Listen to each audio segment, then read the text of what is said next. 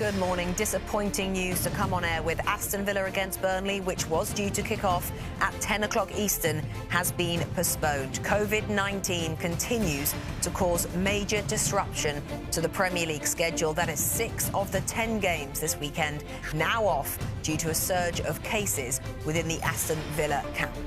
We are, though, still set to bring you the match on NBC at 12:30 between Leeds and Arsenal. Marcelo Bielsa's side will try to recover their pride after that 7-0 hammering at City on Tuesday. Arsenal, meanwhile, have quietly moved into the top 4 this week, despite all the background noise that is Pierre-Emerick Aubameyang. So I mentioned then 6 of the 10 have been postponed. That's 5 that have gone today, with Leeds Arsenal on NBC still on as of now. Everton Leicester tomorrow has already gone. The other 3 games, and it's the top 3, by the way, all in action on the road. Wolves, Chelsea and Newcastle Man City kicking off at 9 tomorrow, with Tottenham Liverpool on Peacock at 11:30 Eastern. 3 games still on tomorrow as of now. So the extra one this morning, the Villa-Burnley game that has gone, adds itself to a whole host. What is it now? 10 games in the last week of matches in the Premier League that have now been postponed due to COVID-19. We're on air this morning for 30 minutes to bring you all of this breaking news. I'm Rebecca Lowe, Tim Howard, Robbie Earle with me this Saturday morning. So Villa-Burnley has gone the way of the other 9 Premier League fixtures this morning. We learnt the news when we were getting ready this morning, Robbie Earle, and at the moment these games are dropping like flies. Are we, in your opinion, do you think, heading towards some sort of forced break in the Premier League? I think when 6 games of the 10 in the match weeks of this week, Rebecca, goes, it starts to feel like a tipping point. It starts to feel like the virus is controlling the Premier League rather than Premier League controlling the virus. And coming in today and then hearing the news, you almost wish you were a little bit smarter, that you had one solution, that you could offer something that would help all the stakeholders, all the parties involved to solve what's going on. This is a complex virus. This is hitting, the numbers are going crazy in the UK and here in the US. And football, as much as we want to continue, has to be respectful of what's going on and has to be respectful that if they have to shut down, it's a decision they'll have to make. Jim, do you think we will hear a decision at some point this weekend about the next couple of weeks? Of course, we have so many fixtures coming up, especially between Boxing Day and New Year. So many to come. As you mentioned, 10 have been postponed. I agree with Robbie. It feels like a tipping point, you know, and I just think about the Premier League trying their best to stay ahead of it, yet the virus seems to throw something at us every single day, or certainly throw something at these teams every single day. So it feels really difficult to stay ahead of it, and that's the part, that's the concerning part, is how are the Premier League going to control this and try and stay out ahead of it? Because it's very, very difficult. That being said, Tim, and something I feel is important to say as well, we do have to give trust to the Premier League, because if we think of the experience, if we go back to Project Restart, if we go back to the last season, things weren't perfect by any means, but they did a tremendous job of getting football on, of keeping it safe, of finishing seasons. And with medical advice, with government advice, I think we have to trust the Premier League to make the right decisions for football and the wider community. Yeah, I mean, 100%.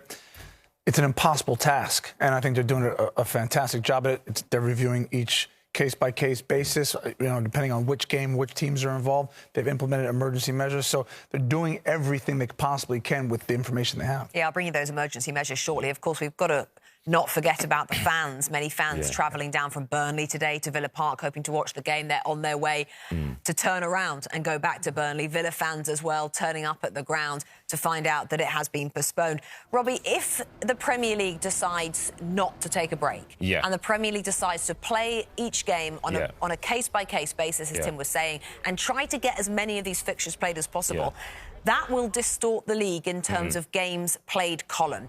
Are we then in danger of damaging the integrity of the league?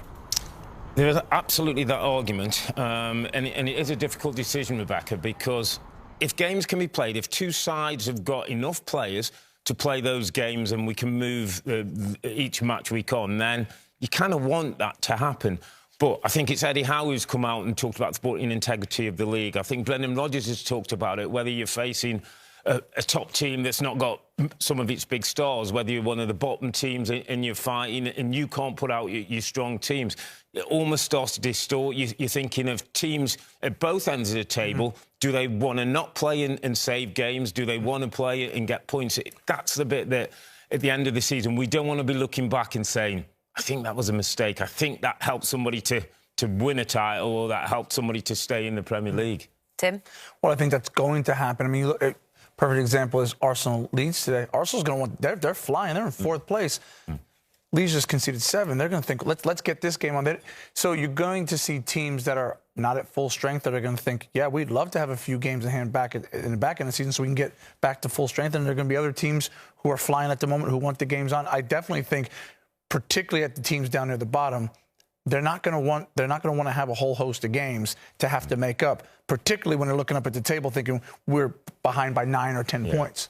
And as a player, Rebecca, in this situation, you're mindful of what's going on in the wider community. You're mindful of the virus, but there's also an element of self-preservation. You want to do what's best for your football club as well, whether you're somebody fighting relegation or you're somebody looking for Europe. It's part of the problem, and I think we were reminded over the last couple of days in one of the articles written about the situation that the Premier League is a business. It's not a public service, and everybody has a different priority within that. So you've got the players, as Robbie says, you've got the managers who have their own opinions, you've got the ownership as well that probably want games on, perhaps, and then you've got the fans as another part of this. So everybody, Tim, it's so complex because they're all coming into the situation with different priorities. Is that adding to the complex situation that the Premier League find themselves in? Well, absolutely. And I think that's where the Premier League has such a difficult task, is trying to decipher all of this. Because when we hear managers sound, every manager has an opinion that seems to be different than the others. You know, just the other day we heard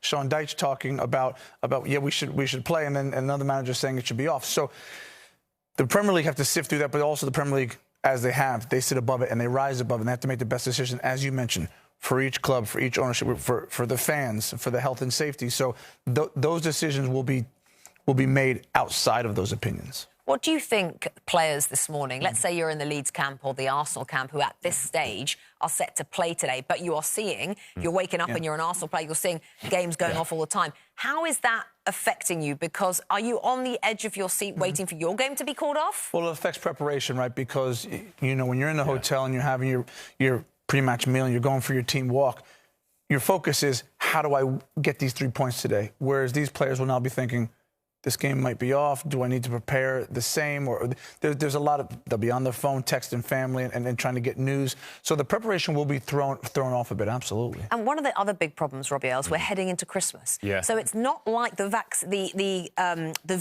virus is going to go anywhere anytime soon, because everybody in the UK, even though they've been advised to try not to have big gatherings, it's Christmas. It's going to only get worse. I read 2 really interesting articles yesterday. One from Bruno Lage, who talked about the Wolves manager. Family from Portugal are going to come to him. He's worried about being in an environment where everything's viral and he can take it home. I read a really great interview from Troy Deeney, who was talking during Project Restart. He was uncomfortable with a child that was at risk playing in a football environment. I think as a footballer, Rebecca, today, I'd be thinking, is this safe today for me to play? So if you ran the Premier League, if you were Richard Masters, what would you do today?